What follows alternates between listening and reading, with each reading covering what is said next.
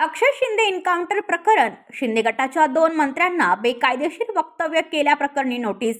मंत्री संजय शिरसाट आणि राज्यमंत्री योगेश कदम यांना ही नोटीस. तुषार आढाव यांना पाठवली नोटीस. वकील अमित कटारनवरे यांच्यामार्फत पाठवण्यात आली आहे नोटीस. सगळ्यात पहिलं जे गृह राज्यमंत्री आहेत महाराष्ट्र सरकारचे आमचे योगेश दादा, त्यांनी असं म्हटलेलं आहे की पोलिसांवर फायरिंग केली म्हणून त्याचा मृत्यू घडलेला आहे, असं त्याचं जे मत आहे. त्यांचं पोलिसांचा फायरिंगच बनावट आहे. हा न्यायदंडाधिकारी जी वैधानिक तरतुदीप्रमाणे 196 BNSS प्रमाणे ज्यांना अधिकार त्यांना आहेत, आणि त्यांनी असं निरीक्षण नोंदवलंय की पोलिसांनी जो सबमिशन केलंय, स्टेटमेंट्स दिले, पुरावे दिलेत, ते पुरावे त्यांच्यामध्ये सबस्टन्स दिसत नाही. तो एन्काउंटर फेक आहे.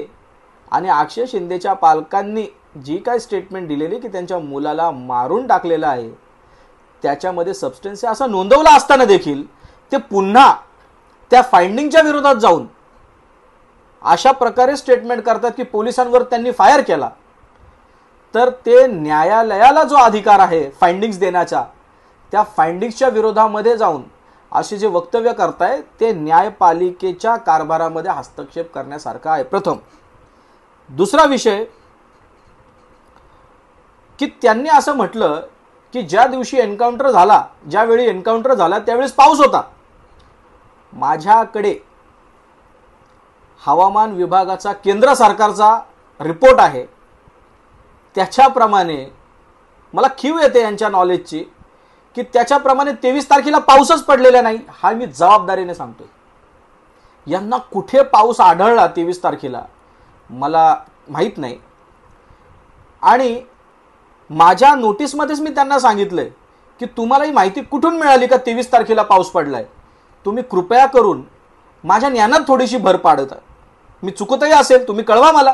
कारण की एकतर मोदी सरकारचा सेंट्रल गव्हर्नमेंटचा जो हवामान विभागाचा अहवाल आहे, एक तो खरा असेल किंवा तुम्ही म्हणताय ते खरं असेल. 24 तारखेला नक्कीच पाऊस पडलाय, मी नाकारत नाही. परंतु 24 तारखेला पाऊस पडला, 23 तारखेला 5 ते 6च्या सुमारास हा प्रकार अक्षय शिंदेचा फेक एन्काउंटर केला.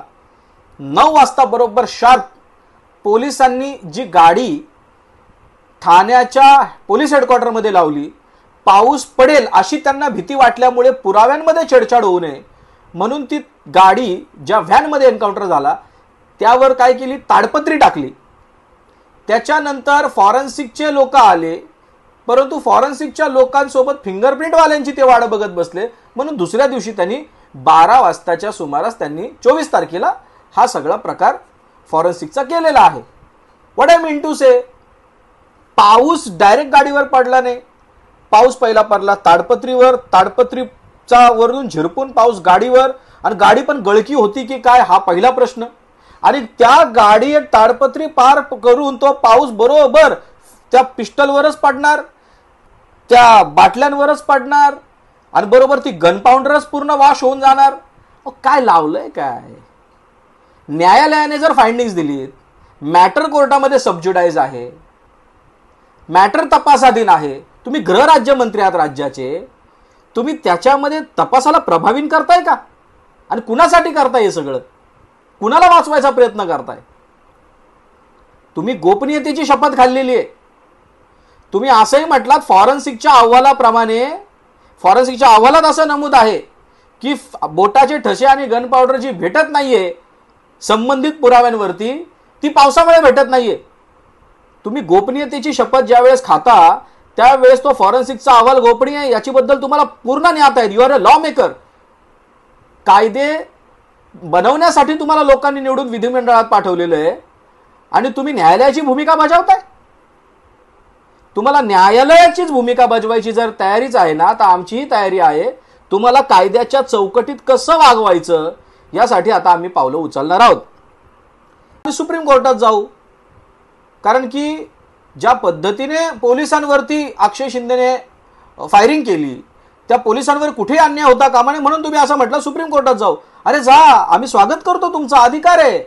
पण कुणाला? ज्यांच्या विरोधात फायरिंग दिली ते जातील ना. तुम्ही सरकार म्हणून जाताय का? आणि सरकार म्हणून जाता आमच्या टॅक्सच्या पैशातून तुम्ही त्यांना लिगल एड प्रोव्हाइड करणार आहात का? जर कोर्टाने फायरिंग दिली की त्याचा फेक एन्काउंटर झालाय आणि तुम्ही असं म्हणताय त्यांनी घृणास्पद कृत्य केलं असं तुमचं स्टेटमेंट आहे, तर तुम्ही ते सिद्ध करून दाखवा. आरोप लावून पळून देणार नाही. तुम्ही सिद्ध करा की अक्षय शिंदेने जे कृत्य केलं ते एकदम घृणास्पद त्यांनी कृत्य केलेलं आहे, हे सिद्ध करा. मी माझी वकिली सोडून देईल. तुम्ही ते सिद्ध करून दाखवा. मी माझी वकिली सोडताना जर नाही सिद्ध करू शकत तर तुम्ही वापस राजकारणात उतरणाऱ्या, राजकारणातून संन्यास घ्याल असं जाहीर करा. दोनच ऑप्शन. तिसरं म्हटलेलं आहे की सगळ्या लोकांची, विरोधकांची मागणी आहे की त्याला भर चौकात फाशी द्या, भर चौकात फाशी द्या. अहो, तुम्हाला भर चौकात फाशी द्यायला सांगितली ना. फाशी म्हणजे काय? कायद्याची पूर्ण प्रक्रिया पूर्ण करून फाशी द्यायला लावली होती. अरे तुम्ही तर डायरेक्ट खूनच केला. खून करायची मागणी होती का? फाशीची मागणी होती. ती प्रक्रिया पूर्ण करून त्याला फासावर लटकावलं असा आक्षेप नव्हता. तुम्ही तर शॉर्टकट मेथड लावून खूनही करता आणि न्यायाधीश बनवून आरोप सिद्ध न होता त्याला तुम्ही दोषीही ठरवता. जज आहे तुम्ही, कोर्ट आहे तुम्ही, कोर्टाचे अधिकार वापरता, स्वतःला कोर्ट समजता. अजिबात महाराष्ट्रात आम्ही खपून, वकील तर खपून घेणार नाहीत. चौथा मुद्दा, तुम्ही असं म्हणालात की अक्षय शिंदे जो मेला तर त्याच्या मेल्यामुळे सगळ्या लोकांना समाधान आहे. कुणाला समाधान आहे? तुम्हाला समाधान वाटते? माणूस मेल्यानंतरही तुम्ही त्याच्यावरती राजकारण करताय. माझं तुम्हाला खुल्लं आव्हान आहे. तुम्ही गृहराज्यमंत्री आहात ना. मी आता तुमच्या मंत्रालयातच जाऊन तुम्हाला ही नोटीस सर्व करायला गेलो होतो. तुम्हाला अजूनपर्यंत कार्यालयाचंही वाटप झालेलं नाही अशी मला माहिती मिळते. म्हणजे तुम्ही कार्यालयाचं वाटपही झालं नाही, अजून प्रॉपरली तुमचं कामकाजही सुरू झालेलं नाही सुरू, तर तुमची अशा पद्धतीचं वर्तणूक आहे. मला आश्चर्य वाटतंय. महाराष्ट्र राज्याला अशा पद्धतीचे गृहराज्यमंत्री लाभले तर 5 वर्ष लोकांनी काय अपेक्षा ठेवायच्या? You should be unbiased. तुम्ही पक्षपाती नसायला हवेत. तुम्ही सगळ्यांना समान नजरेने धरायला हवं आणि न्यायालय जो काय निकाल देईल त्याचा सन्मान करायचं शिका. चॅलेंज करायचा हायकोर्ट हे शेवटचं कोर्ट नाही असं तुम्ही म्हटलात, मान्य आहे मला. परंतु जर जायचं असेल ना सुप्रीम कोर्टात तर आमच्या टॅक्सच्या पैशातून तुम्ही सुप्रीम कोर्टात जाऊ नका. असेल ना हिम्मत तर स्वतःच्या खिशातले पैसे टाका आणि त्यांना आरोपी जे आहेत ना संजय शिंदे वकील, त्या लोकांना तुम्ही ते पैसे प्रोव्हाइड करा फीससाठी. हे अजिबात महाराष्ट्रात खपून घेतलं जाणार नाही. दुसरा मुद्दा संजय शिरसाटांचा. अक्षय शिंदे नराधम होता. कुठल्या अधिकाराने म्हणताय तुम्ही तो नराधम होता? तुम्ही जज आहे तुम्ही.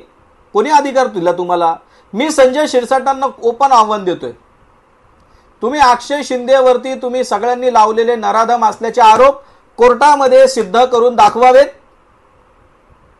आणि जर तुम्ही सिद्ध करून दाखवलं तर मी सांगतो मी माझा वकिली पेशा सोडीन. आणि जर नाही सिद्ध करू शकले तुम्ही तर तुम्ही राजकारण सोडायचं. या ओपन चॅलेंज. आणि जर याच्या पुढे तुम्ही न्यायालयाची भूमिका बजावायला असणार तर मी तुम्हाला ही नोटीस याच्यासाठीच पाठवलेली आहे का तुम्ही ही गोष्ट सिद्ध करून दाखवा जे बोललात ते. आणि जर सिद्ध करू शकला नाहीत आणि जर 24 तासाच्या आत सत्य काय आहे लोकांसमोर मांडलं नाही तर मात्र कोर्टाच्या कारवाईला सामोरं जायची तुम्ही तयारी ठेवा. ब्युरो रिपोर्ट नवी मुंबई, पनवेल वार्ता न्यूज. आपल्या परिसरातील बातम्या आमच्यापर्यंत पोहोचवण्यासाठी स्क्रीनवर दिलेल्या क्रमांकावर संपर्क साधू शकता. दूरध्वनी क्रमांक 8652414343.